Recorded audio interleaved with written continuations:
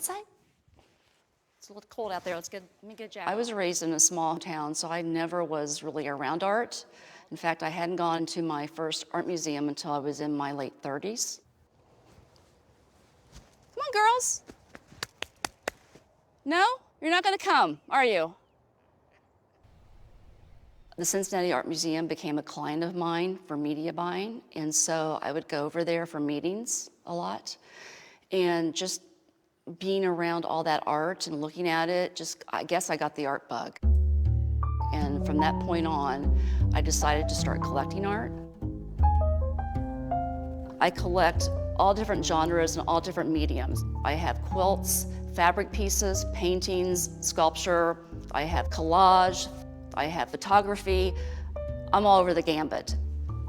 I gravitate towards art that it's politically charged, has emotions in it, it says something. This artist, Shelley Boehner Baird, is using old, discarded political signs that, all of us see all the time. Every time there's an election, there's this side, this cause, that cause. And I like that she started out with the 19th Amendment to the Constitution, which gave women the right to vote.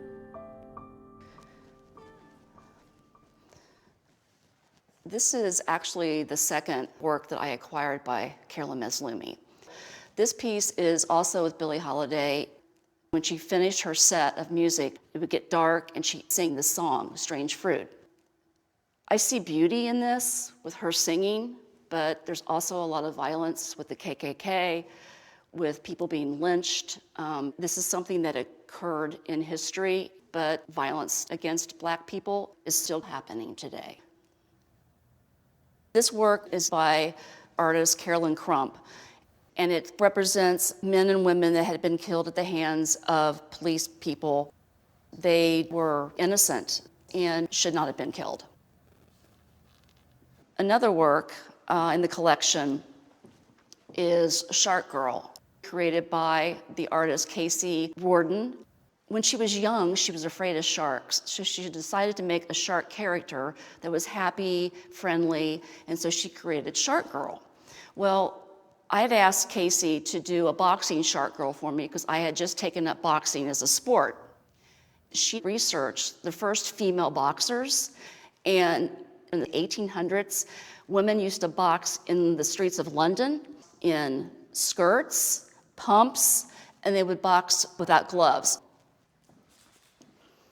Another piece in the collection is a relatively new acquisition. It's by an artist from England. Her name is Lucy Sparrow.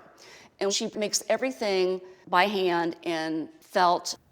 These are everyday household products like aspirin, perfume, scissors. She's got a Q-tip here. So she makes everything by hand in her fabric pieces. This piece is called Memorial to a Marriage by Patricia Cronin, and she lives in New York with her wife, Deborah Cass. The piece just spoke to me because I have a wife. Everyone should be entitled to get married if they want to, no matter who you are. You should be able to marry the person that you care about and the person that you love. These pieces are by a local emerging artist. Her name is Bailey Schmidt. Bailey has set out to crochet everything she could remember from her childhood home. I love the microwave. I love how the handle sticks out from the piece. When I meet artists, I love to sometimes commission them to do works. This piece reminds me of my mom, because my mom loved coffee, and this was how she had her coffee. It was a thing called an old percolator. I'm an only child, and my mom was my best friend.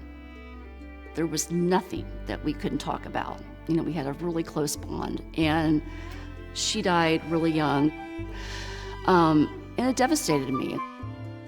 I just wanted to do things in her name and in her honor. There's a wing named after my mother in the Cincinnati Art Museum, the Patricia A. Vance Gallery. One of the things about that gallery is it had a Mary Cassatt mother and child in it. It just reminded me of our relationship.